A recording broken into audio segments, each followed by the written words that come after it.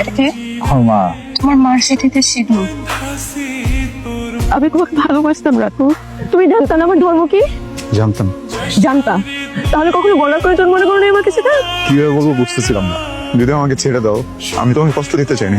অনেক ভালোবাসি তোমাকে, অনেক। তোমার তোমার ধর্ম তোমার কাছে, আমার ধর্ম আমার কাছে। কখনো এগুলো আমরা মানুষ আনবো না। জীবন কি সিনেমা? জীবন তো সিনেমা না। জীবনে এমন অনেক গল্প পাড়ি দিতে হয়, তুই একটা গল্পে খপ্পরে পড়ে জীবনটাকে শেষ করে দিস না। আর তুই চাইলেও তো হুট করে বিষয়টাকে মাথা থেকে সরিয়ে ফেলতে পারবি না। এভাবে 1 মাস কাটার পর দিন হুট করেই রাতুলের সাথে দেখা মিলল। তার এই বিধ্বস্ত চেহারা দেখে হৃদয়ে গলে গেল আমার। দূর থেকে 2 ফোঁটা চোখের জল ফেলে এগিয়ে গেলাম তার দিকে। সবকিছু ঠিক করে ফেলি প্লিজ। আমি নিতে পারতেছি না, প্লিজ। বাড়ি থেকে তো অনেক প্রেশার বিয়ের জন্য। তোমাকে একটা কথা বলি, তুমি তোমার বাবা আমার পছন্দে বিয়ে করে ফেলো। তুমি স্বার্থপর মতো একটা ডিসিশন নিছো, এবং তোমার এই স্বার্থপর মতো ডিসিশনের কারণে আজকে আমি এখানে দাঁড়াইছি। রাতুল তার কথা রেখেছিল, সে আর কোনোদিন বিয়ের কথা বলেনি। ততদিনে আমার গ্রাজুয়েশন শেষ হয়েছে। আমি আর পারছি না, এই মেন্টাল প্রেশার নিতে পারছি না। বিয়ে করে ফেলো রাতুল। আমার আসলে তোমাকে কি বলা উচিত আমি জানি না। আমার সাথে যোগাযোগ বন্ধ করে দাও।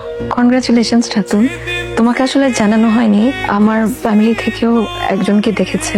আমি এই ছেলেকে এখনো দেখি নাই, কিন্তু আমি বিয়েতে হ্যাঁ বলে দিয়েছি, কারণ আমার মনে হয়েছে এই মুহূর্তে হ্যাঁ বলে দেওয়াটাই আমাদের জন্য বেটার।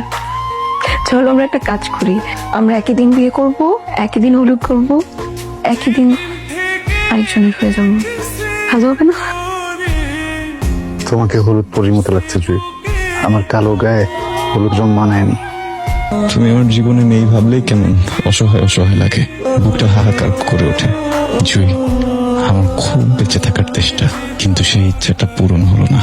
এই নিষ্ঠুর পৃথিবীতে তোমায় একা রেখে যাচ্ছি বলে রাগ করো না। আসলে আপু, আজ সকালে আমার বন্ধু হাত পায়ে রগ সব কেটে ফেলছে। ডাক্তাররা আসলে অনেক চেষ্টা করলো, কিন্তু বেঁচে নেই আমার বন্ধুটা। একটু আগে সে মারা গেছে।